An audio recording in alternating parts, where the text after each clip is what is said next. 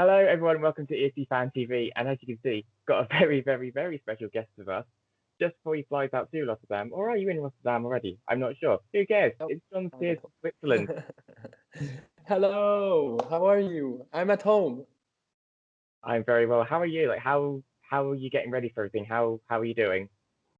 I'm trying to, I'm trying to, how can I say that?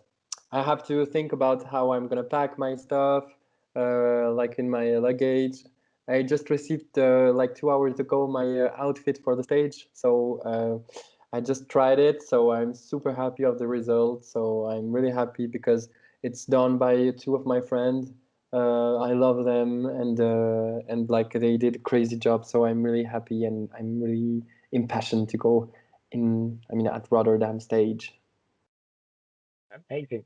So let's go right back to the start because obviously you were known a bit before you did Eurovision last year, and you competed on The Voice France, and you had Mika as your coach. How was Yeah, that for you? it was a great experience because it was really a lot of things in a so short amount of time.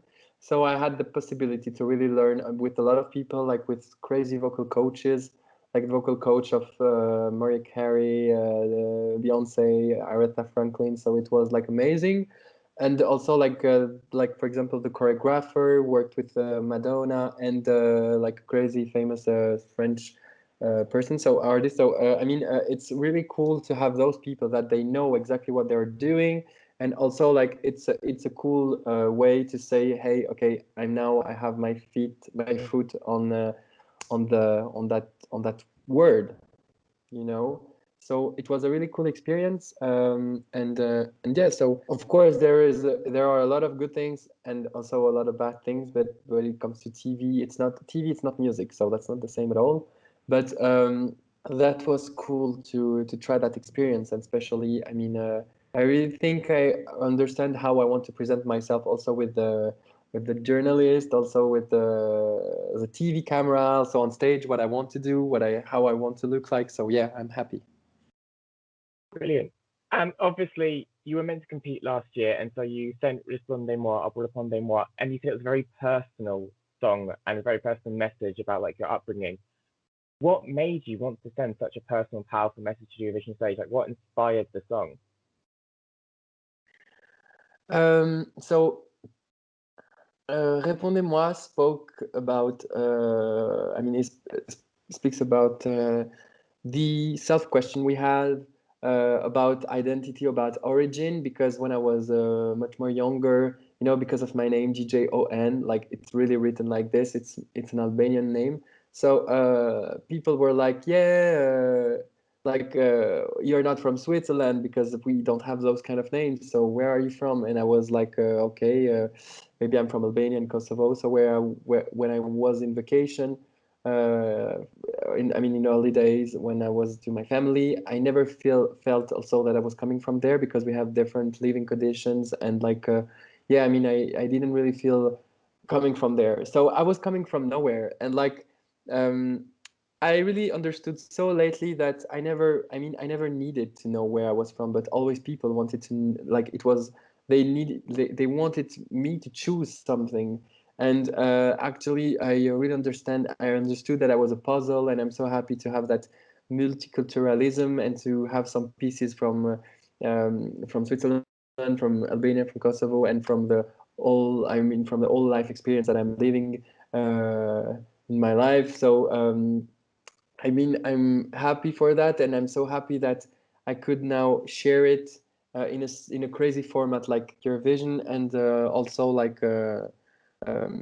especially with that song, because so I could really spoke about my question that I have, that I had, and that I'm gonna have for sure, and existential questions that I mean, it's always like, in your life when when you are certain of something, you always will have that explosion that will make you think about it again from the beginning. You will have to, maybe you are thinking about something now, and in 5 years you will say, what I thought about, right? How is it possible that I thought that?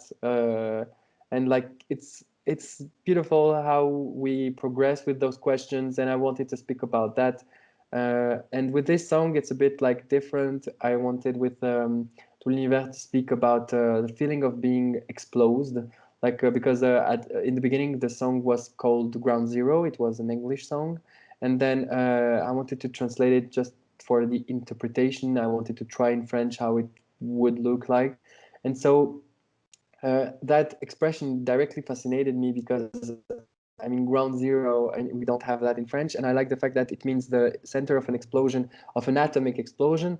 But also with the 11th of September, the signification of that word changed and a bit. And now, so the word ground zero, like to come back to the ground and to have nothing. I like that because it means also it's cruel, and at the same time, it means like you can rebuild on it. So I wanted to speak in a positive way. For me, I mean, Tout l'univers, it's a warrior song. It's like really a hopeful song. And when I say Tout l'univers, it means like that there is that whole space, like that whole space that means optimism. Like in French, you say, I want to see further. So I want to see far. I want to project myself. It's really positive. It's a positive process. And so I really wanted to say, I want to see as far as I can. And like you can never you will never see the whole universe because it means like you will never see everything in your life. You will always have to experience again and again, and you will not even, I mean, when you will die, um, you will not you could never say I lived everything, I'm happy with that and I can die, you know. It's like we always have new experience to live, and that's what I wanted to say. And the third thing is like I wanted to say that the power to fight against those explosions are inside of us. So that's why I tried to translate it that more visually. So that's why in the video I'm taking myself out of the car, and I also have the other elements in the video, like the cycle of life, explosion, reconstruction, with the fact that we have like the video begins at the same spot where it ends, and like also like I wanted like to speak about the space. And you know, when people are saying, "Oh my God, those images are beautiful," I want to have that reaction. I want people to have that reaction when they are like, there are so many other opportunities in my life. That's beautiful, you know? Like, I want to have the same reaction as when you see the space. And also, I mean, as I said, like taking the energy, understanding that to fight against those explosion, you need to find like a lot of power, and you have it inside of you. And so that's why it was really important. And yeah, I really wanted to do it like that. And also, I have the feeling that like Tout l'univers is a little answer to Répondez-moi in a way. Brilliant. That is really, really beautiful to hear. So, how did you get selected for Switzerland in 2020, and how soon did you know you wanted to return when the unfortunate news about the cancellation came through? Because obviously you were a big bookies and fan favorite last year. So was it an easy decision to come back, and how did Switzerland pick you in the first place? So yeah, I wasn't expecting such a thing. I mean, I'm so happy that people liked my song, and so when it was like canceled, I was really frustrated because I really wanted to live that experience. So when I had to decide to come back, I wanted to know. First of all, I said I come back only if I can recompose again my song, and like they said, okay, no worries. And so yeah, that's what I wanted. I wanted to stay authentic and sincere because I think that people remark that, and that's what they like in me. And so I think that's why also I become again like I mean in the favorite.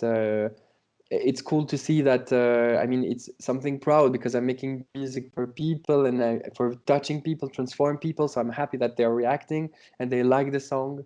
But of course, I'm not like following the odds every day. It's just like for me, it's a cool congratulation to see that people are supporting me. And even if it was hard to come back with another song, because when you surprise I mean, when you surprise people, it's hard to surprise again. I'm so happy that still they are here and like that they are supporting me. That is amazing. So you are due to be on the stage for your first rehearsal in about 72 hours. how are you feeling? How are the nerves? Are you excited? Like, what is going through you right now? Because you're so close to what you've been waiting for over a year now. I'm feeling happy and a bit excited, of course, because I was waiting for this moment since a year and a half now. So I'm really excited, and at the same time, I'm not so excited. I don't know how to say that. I mean, if they can tell me that it's gonna be in 5 months, I mean, I'm not expecting anything. So I'm just trying to live the moment, and I really want to enjoy that experience because I didn't enjoy that. For me, Eurovision means that show of 4 hours of a lot of fireworks, colors, LED screen, and it's not like releasing a song and a video. So I didn't really live that experience last year. So I really want to live it now, and I hope everything will be great. And that's my, for the moment, like my most for the reason like I'm the most scared for. It's like I just hope that with those PCR tests everything will be all right, and I will go there without any problem, and then so we don't use the live on tape. Well, from what we know, everything's been running smoothly so far in Rotterdam, so fingers crossed you won't have any issues as well. So, obviously, Thank Tout, you. Univers, as you said, it's a very passionate song, and you are one of the final songs to compete. Your song 16 or 17 in semi-final 2. Now, as a dancing competitor myself, I have to ask you this. Do you prefer singing early or later in a competition setting? If you could pick. I don't know. Maybe lately, but I don't know. I know. I mean, I just maybe don't. I just wouldn't start the competition or finish it. I mean, but that's just psychologically. But then it's not really important for me. I mean, yeah. If it's not like in the first and the last place, that would be cool. Because then when you have to start the show, it's always super hard. I mean, I cannot imagine like, and if you are really closing the thing, also, I mean, it could be hard too. So maybe more lately, maybe not second or third, but I mean, for me, no worries if I have a second or a third, but like first one or last one, psychologically, that should be hard. Okay, good to know. And obviously, we know how much music is a big part of your life, and you showcase that just through your artistry throughout the years. But what else is important to you, like outside of music? What do you do when you're not doing reality TV like The Voice, or you're not in rehearsals for Eurovision, or you're not composing music? Like, what do you just do in your spare time? I love cinema, so I watch a lot of movies. That's what I do instead of music. And yeah, really, I'm a really big fan of cinema. And so yeah, I go out, I go for a walk, and I mean that's a bit what I'm doing. And like I love movies, so I'm watching a lot of movies. Yeah. Awesome. And obviously, I know you can't really say much about your staging until we get there, but is there anything that you were going to do for Le Pont des Mois that you're bringing forward to Tout on stage? Will there be anything similar that you had planned, which you are going to use this year? Actually, there are some ideas we had, so not exactly the same, of course, but we had some ideas that we wanted to take because, I mean, that's a way I present myself that I wanted to keep. So that's why it's gonna be like it was, like it is, and also that's why also there is no real link between I mean, there's no link between the live and the video because when we did the live on tape, it was really earlier before the video, so we didn't have like when I did the video, then we had two possibility to change everything or like to keep what we had, and I didn't want to change anything because I was happy with what we have, and I think it's the most authentic way for me to present myself and to try something that I'm not used to do. Okay. And obviously, it's been many years since Switzerland last won Eurovision. A very famous Celine Dion took it, singing a song in French and beating the UK by 1 point. We're not bitter about that still, I promise. But what would it mean for you if in 2 weeks you were announced as the winner and Eurovision is coming back to Switzerland and it's because of you and your song? How? Sorry, what? How? What? How would you feel if you were to win Eurovision and to bring the contest back to Switzerland? I would feel happy. I would feel happy because it means bringing a competition here. That means clearly one thing. like to get attention from the whole Europe to I mean, I'm saying my country, but I'm saying my country just because I represent Switzerland. But like it's bringing the attention to the artist here, and I hope like it will give hope to have again like major or label in Switzerland, because they left since 10 years. So we don't have really like the possibility to make music here. People are traveling, they are going to London, to Paris, to Berlin to make music, but they're not staying here because they know that here there's nothing. So I would love to have more structure here, and that would be a way to say, hey, look at us, we have talent here too. And that would be cool to have that, I mean. Yeah. Well, fingers crossed. And I think, with Luca Henney, like fourth place 2 years ago, I think you're on a great trajectory for that, hopefully, for the Swiss music scene. And finally, because I don't want to keep you much longer, anything you want to say to any of our fans, everyone that's been supporting me, not just this year, but last year as well, because I just need to say this, you have been a huge fan favorite on ESC Fan TV. People have loved your song. I don't even know you actually won our 2020 vote last year with our fans and our panelists. So you were our winner of 2020. So what would you like to say to all of that and everyone who sees this? I would say thank you for your support. Thank you for thank you for taking time to listen to my song. That's touched me really deeply, and that makes me like think that all those things that I'm not doing those for nothing. And so thank you for that, and like just take care of yourself.